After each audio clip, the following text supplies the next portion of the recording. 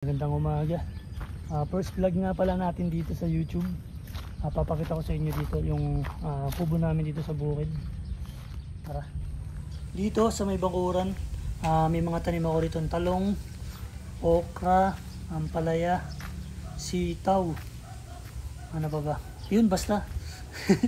Yung iba kasi dito napabayaan na kasi nga nag-uulan ng ilang araw, nababad sa tubig. Ito, yung kubo dito sa likod. Yung style ng kubo niya, yung pinakabubong niya, yero. Doon kasi sa bahay, yung kubo doon, pawid kaya malamig. Ito, pag gagantong yero, tas may kisame, medyo mainit. Punta rin ako dito para maglinis. Tapos pakita ko sa inyo kung paano matatanggal yung mga molds dito o kaya amag. Tapos yung mga, bukbok ng kubo. Ito, double deck yung loob ng kubo. May nakaabang din to na aircon. Kasi nga, sobrang init dito. Di kaya ng electric fan. Bukid kasi tutok sa araw. Tapos nag-ready na rin ako dito ng panlinis. Ayan, meron tayong rito. Ito yung liquid. Gagamitin natin pamatay ng mga bukbok sa kubo. Try nyo rin to, sobrang effective. Tapos ito, walis tingting, walis tambo, at saka dustpan gagamitin natin. So ayun, ready na tayo maglinis. Para hindi tayo abutan ng sobrang init. Pawis na ako. Di pa nagsisimula.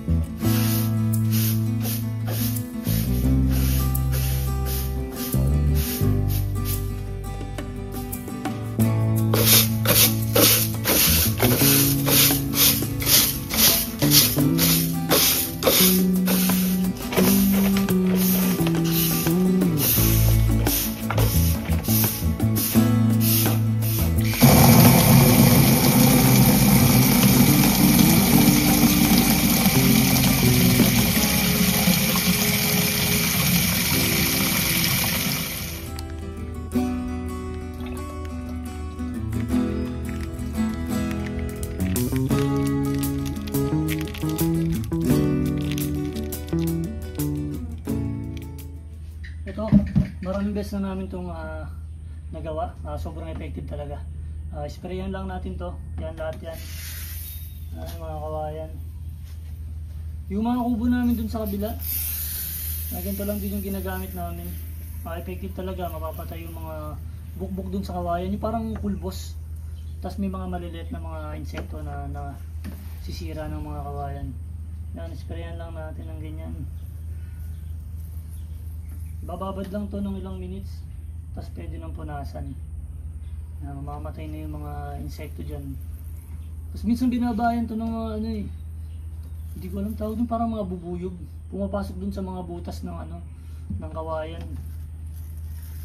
Dun sila namamahay. Yan, kaya kailangan natin isprayan.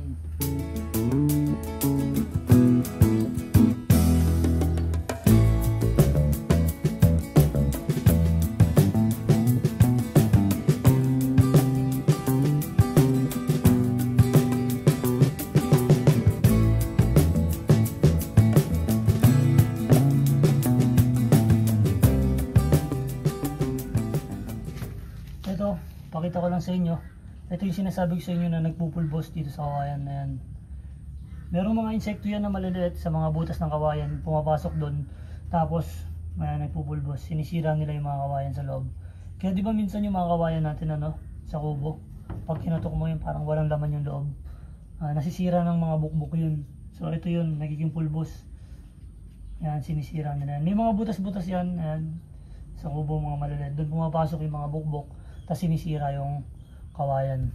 So kailangan nating linisin, tapos sprayan natin para hindi magtuloy-tuloy yung sira ng kawayan.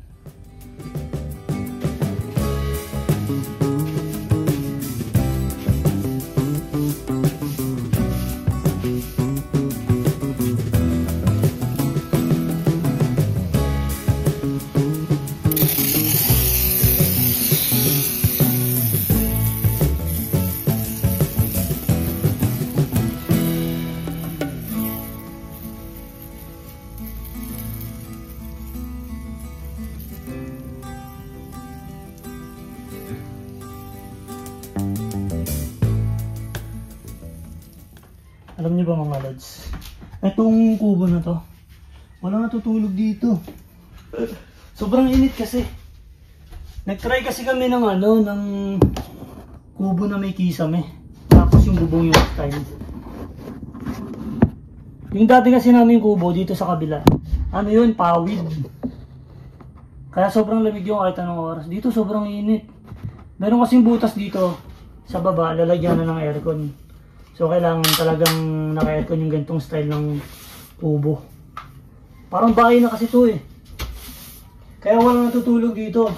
Yung unang pilingan nito, excited ako eh. Gusto ko matulog dito kasi nga kisame, tas bubong. So, ang ganda ng design. Hindi pa kami nakakaisang oras, pawis na kami. Sobrang init. Pagkatapos nating walisin to, magpipintura na tayo sa labas doon. Pinturahan natin yung mga kawayan. So ayun mga lods, tapos na tayo magwalis at mag-spray. Unahin muna natin pinturahan itong upuan dito sa labas. Ayan. Pinturahan natin yan para gumanda kasi yung kulay niya ganyan na may timitim na. Pangit na tignan, parang sobrang luma na. Ito yung ginagamit namin sa pagpintura ng kawayan. Ito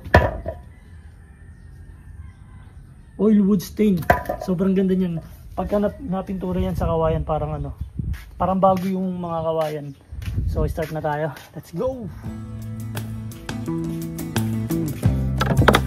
So ito yung oil wood stain, buksan na natin. Bawas na to, nagamit ko na to dun sa kabilang kubo. So may mga kawayan dyan, tapos may mga kubo. Try nyo to, sobrang ganda, promise. Sabi sa akin sa paint center, ang gamit daw dito tela, sasawsaw tapos ipapahid dito. Kaso ginawa ko, ginamitan ko ng paintbrush. Swallowin lang natin. Ay shit, tumalsik.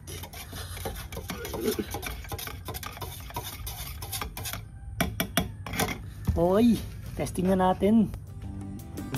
Sisimulan natin dito.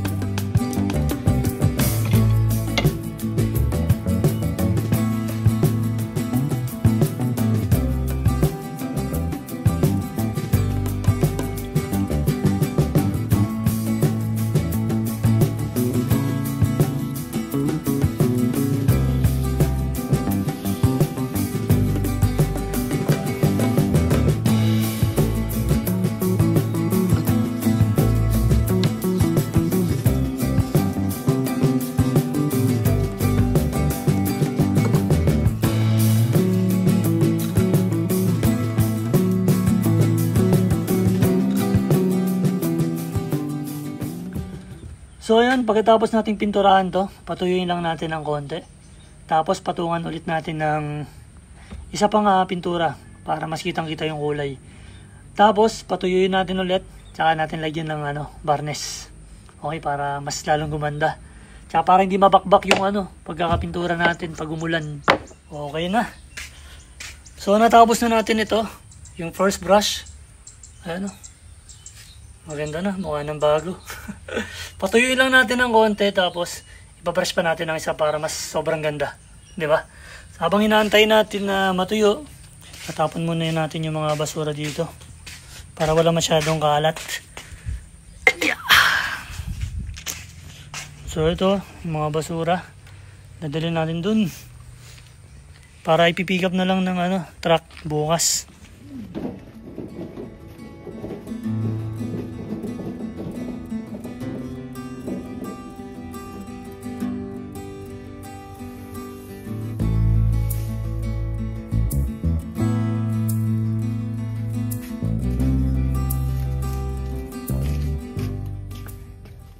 So ayun mga lods, tuyo na to.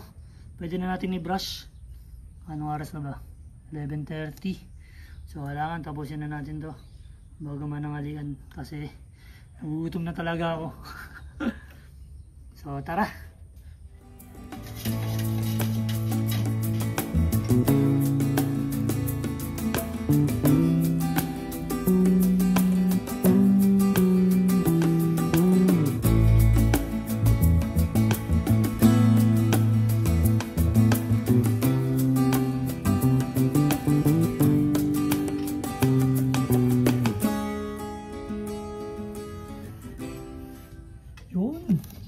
Natapos din. Ito na mga lods. Diba sobrang ganda? Oh, parang bago. Wala na yung mga itim-itim niya. Tapos sobrang kintab. Oh. Di pa, wala pang ano yan. Wala pang tawag dito, varnish. Mamaya ako nalalagyan. Gutom na kasi ako. Grabe.